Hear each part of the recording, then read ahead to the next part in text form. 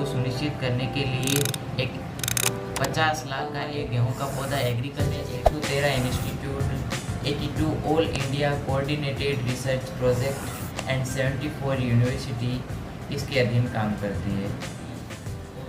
752 KVKs भी इसके अधीन काम करते हैं। नमस्कार दोस्तों, 16 जुलाई 1929 को सोसाइटी रजिस्ट्रेशन एक्ट 1862 के तहत रॉयल कमीशन ऑफ एग्रीकल्चर 1926 में बनाया गया, जिसने 2 साल बाद 1928 में अपनी रिपोर्ट प्रस्तुत की, जिसके तहत imperial council of agriculture research Delhi में स्थापित हुआ।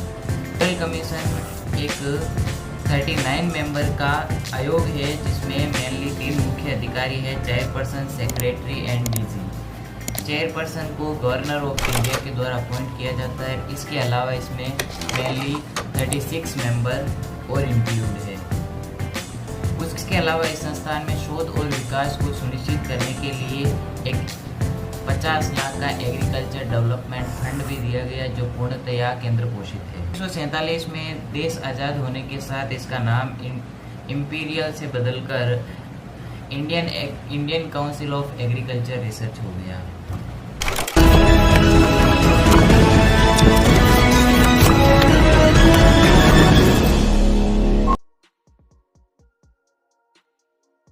ग्रोविंग करता हुआ ये गेहूं का पौधा एग्रीकल्चर सेक्टर में होलिस्टिक रिसर्च का सूचक। भारत में फूड एंड न्यूट्रिशन सिक्योरिटी को सुनिश्चित करना ICR का मुख्य विजन है। इसके साथ साइंस एंड एजुकेशन की पावर के साथ देश में एग्रीकल्चर फूड प्रोडक्शन को बढ़ावा देना ICR का मिशन है। एग्रीकल्चर एजुकेशन टेक्नोलॉजी में नवाचार की योजना बनाना, उसे इम्प्लीमेंट करना और आगे बढ़ाना, जिसमें mainly policy, cooperation, research, education and extension शामिल है, इसका प्रमुख मैंडेट है।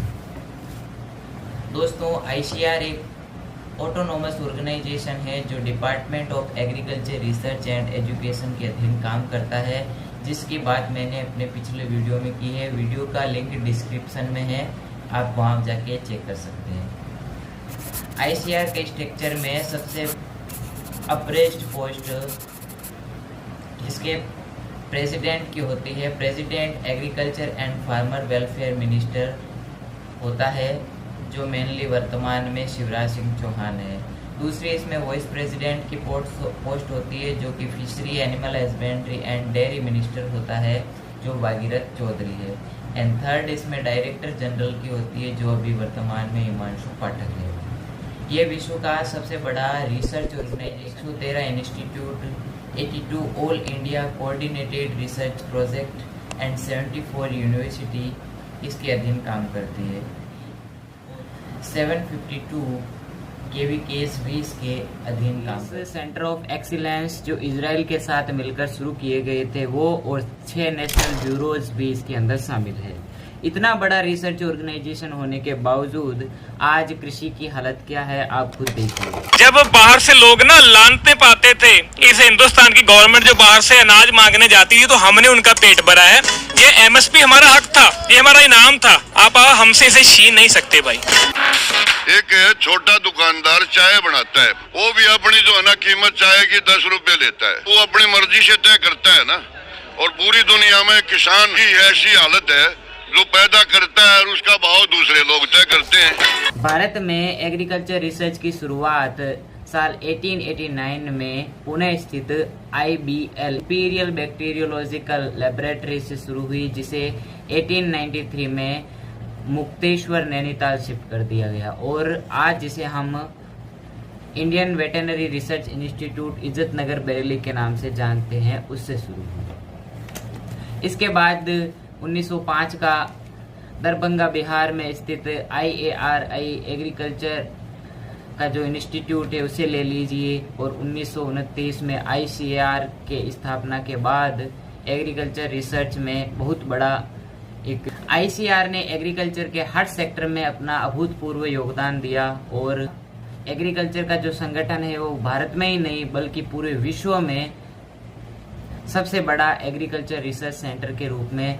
जाना जाता है। ICAR ने high production yield, best fertiliser, irrigation system, soil testing, dairy system agriculture data science, mandi management, harvesting management, हर जगह अपना अच्छे से अच्छा कोशिश करने। अगर आप ICAR से संबंधित एक डिटेल्ड वीडियो चाहते हैं तो कमेंट में डिटेल्ड वीडियो लिखकर शेयर करें। दोस्तों, ICAR department of agriculture research and education के अधीन काम करने वाली एक ऑटोनोमस ऑर्गेनाइजेशन है। अब आपके दिमाग में ये क्वेश्चन आ रहा होगा कि ऑटोनोमस ऑर्गेनाइजेशन क्या होते हैं। तो ऑटोनोमस ऑर्गेनाइजेशन वह संस्थान होते हैं जो अपने रूल खुद बना सकती है। ICAR द्वारा कृषि विज्ञान में हायर एजुकेशन प्राप्त करने के लिए जेट, ICAR, BHU जैसे एंट्रेंस एग्जाम करवाते हैं। एग्जाम जो है उनको कांटेक्ट करवाने का काम नेशनल टेस्टिंग एजेंसी जिसे NTA के नाम से जानते हैं, और काउंसलिंग एंड एंट्री की जो प्रक्रिया है वो ICAR सुनिश्चित करती है। इसके साथ कृषि में शोध और शिक्षा को किसान और स्टूडेंट तक पहुंचाना ICAR सुनिश्चित करती है। नई टेक्नोलॉजी का विकास करना प्रमुख उद्देश्य है।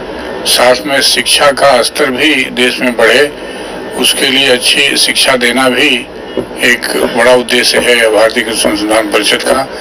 साथ में नई टेक्नोलॉजी जो है वो किसानों तक पहुंचे, इसके लिए भी भारतीय कृषि अनुसंधान परिषद उत्तरदायित्व है। So the work for which we have been recognized is relating to optimization of the various processes for the traditional milk-based products of southern India. यहाँ देश के किसानों की आय बढ़ाने के लिए, किसानों को सशक्त करने के लिए 10,000 फार्मर प्रोड्यूसर ऑर्गेनाइजेशन, कृषि उत्पादक संगठन बनाने की योजना भी लॉन्च की गई, जिसके लिए ICAR ने बहुत सी पत्रिकाएं भी निकाली है, जिसमें इंडियन फार्मिंग जो कि 1939 में निकाली गई एक पत्रिका है। इसके अलावा फल फूल खेती धरा जैसी बहुत सी पत्रिकाएं भी ICAR के द्वारा निकाली गई है। इसके साथ साथ कृषि में जो बेस्ट करते हैं, जो कृषि के अंदर अपना कुछ न कुछ योगदान देने वाले वैज्ञानिक है, उनको ICAR अवार्ड देकर भी सम्मानित करती है, जिसमें ICAR का जो सबसे बड़ा अवार्ड है Rafi Ahmad Kidwai award, Jawaharlal Nehru award, Bharat Ratna doctor Subramaniam award, इसके अलावा जो best institute and university award भी ICAR के द्वारा दिया जाता है। बाकी दोस्तों, ICAR खुद कहती है ICAR का हर कदम हर डगर किसानों का हमसफर। दोस्तों, अगले वीडियो में हम नाबार्ड की बात करने वाले हैं। नाबार्ड कृषि से संबंधित एक बैंक है जो कृषि के ग्रामीण जो एंड रूरल जो भी है संगठन है उसको मजबूत बनाता है। अगर आपको वीडियो अच्छा लगा तो लाइक, कमेंट, शेयर और सब्सक्राइब जरूर कीजिए।